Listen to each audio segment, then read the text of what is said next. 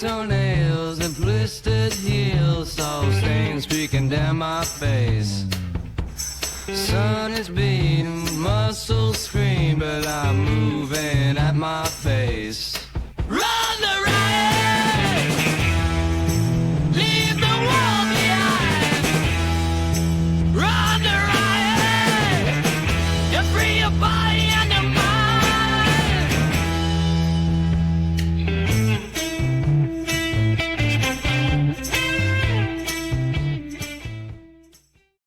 Hey there, my friends. Welcome to Midweek Motivation with the Run the Riot podcast. You want to hear something funny? I did this whole midweek motivation and the record didn't work. So I'm doing it again. That's right. Because what I have to tell you is very important. Otherwise, I just wouldn't do it. So here's what we got today, man. Here's what I've been thinking about, man. What I want to talk to you about today is boring miles matter.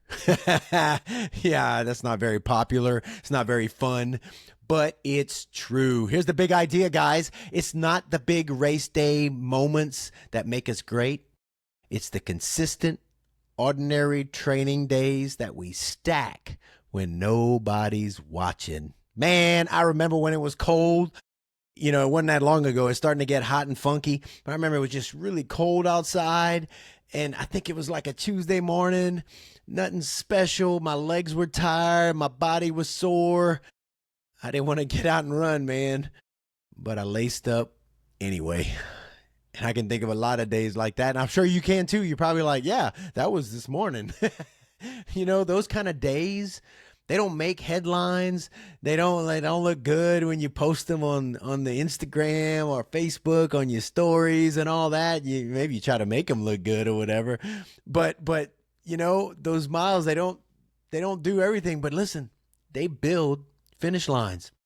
Let's talk about it. Let's talk about why boring, ordinary, consistent training might just be your greatest competitive advantage. Got some points for you. Point number 1, consistency builds capacity. Write that down, put it in your pocket. Consistency builds capacity. The most powerful training tool isn't speed, it isn't gear, it isn't your cool watch, your nice hat, your awesome shoes or whatever. It's showing up.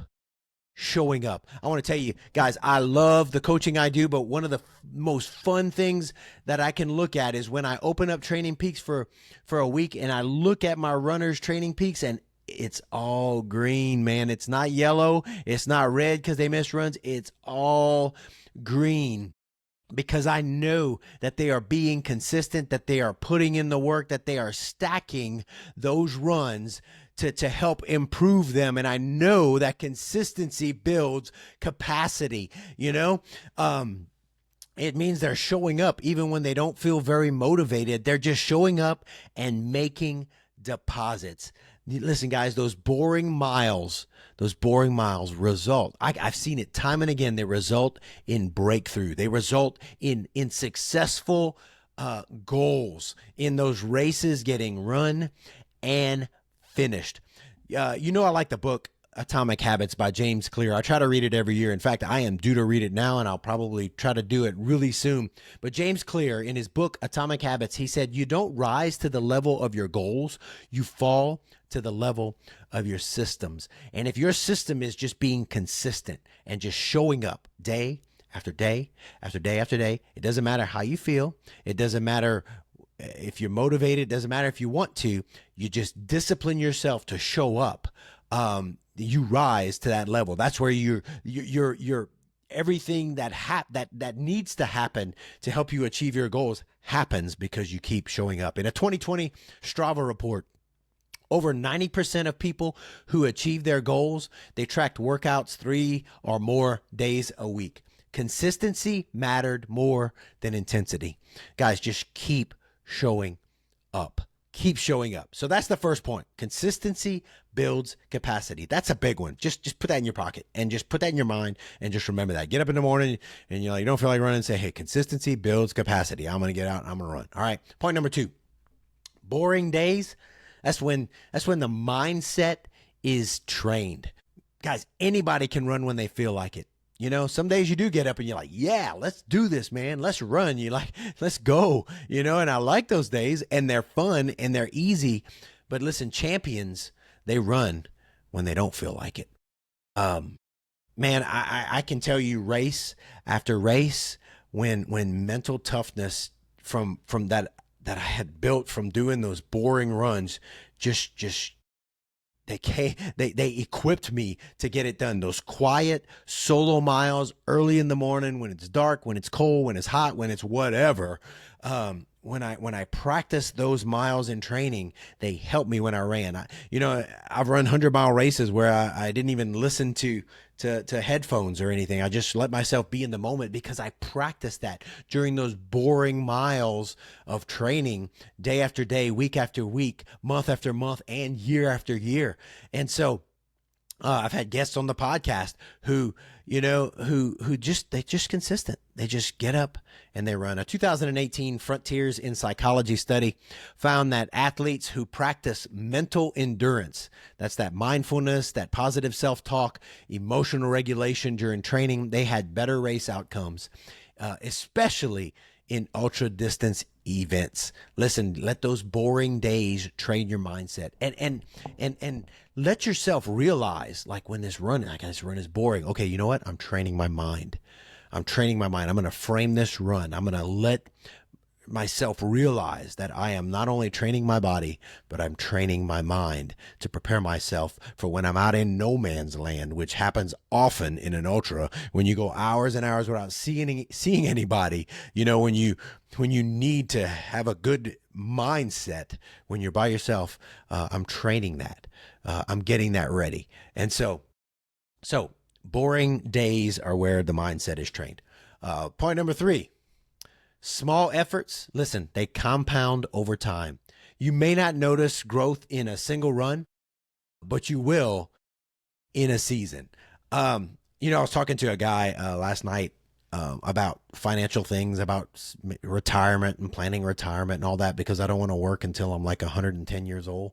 I want to plan. I want to be wise with what God has blessed me with. And we were talking about compound interest and how it's, I think Einstein said it's just it talked about it being, there's nothing as powerful or something like that as compound interest, how it's amazing. Well, small effort, one after another, it adds up.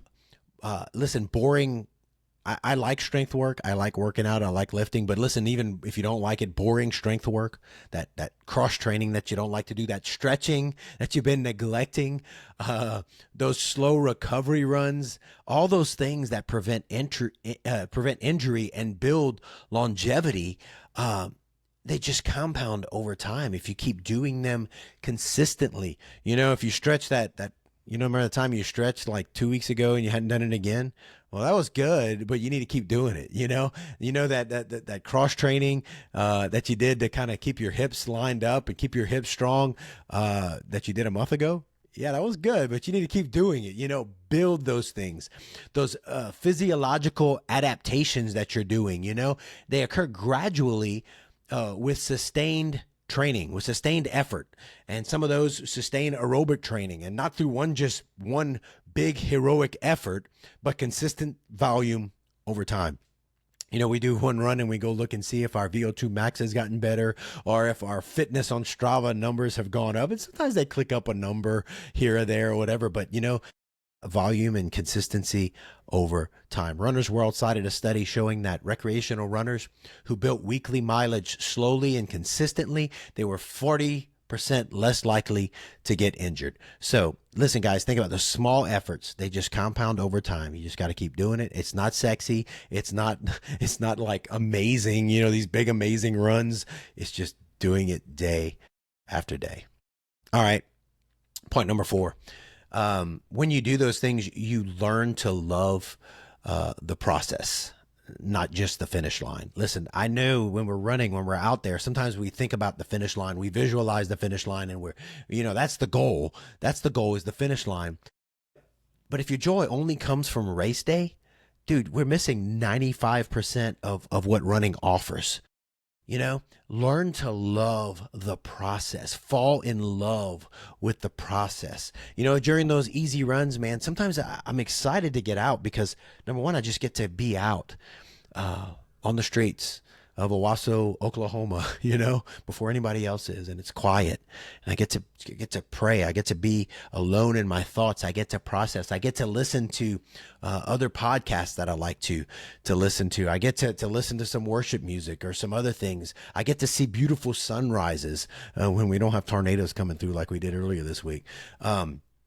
I get to come back and look at my training peaks and see that it turned green because I did what I was supposed to do. I just learn to love the process, and it makes running not only fulfilling on race day, but it makes it fulfilling every day. And just that thought, when I walk into work, I remember that, one of the first times I was running like, 10 mile training miles. And, when that was long for me at one time. And I remember going into work and I was like, yeah, I just ran 10 miles. And everybody else was like, what did you do this morning? I ran 10 miles and I felt fine. And it was just like a day, and it was just kind of fulfilling in that I had done that. And some people had never run 10 miles in their life, And so, I don't know, I just found fulfillment in that. Psychological Science in 2015, they did a study that they found out that people who found meaning in their daily routines, they had lower stress levels and longer term satisfaction, even if their routine was repetitive or simple. So fall in love with the process, guys. Like, recognize that you're building yourself into a better runner and a better human every day.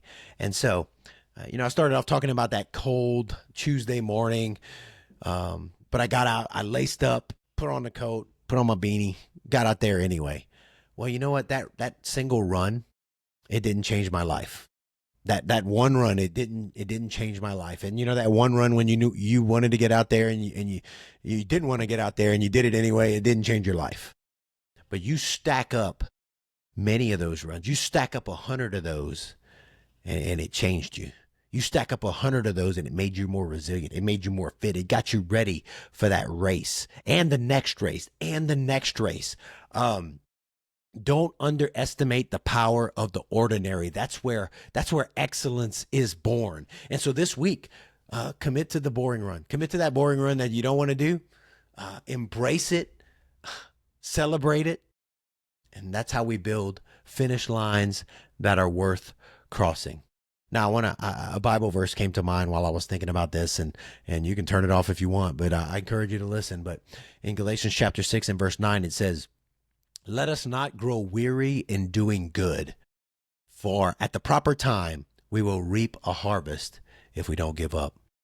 Now, in our running, man, we build those things, and we reap what we sow.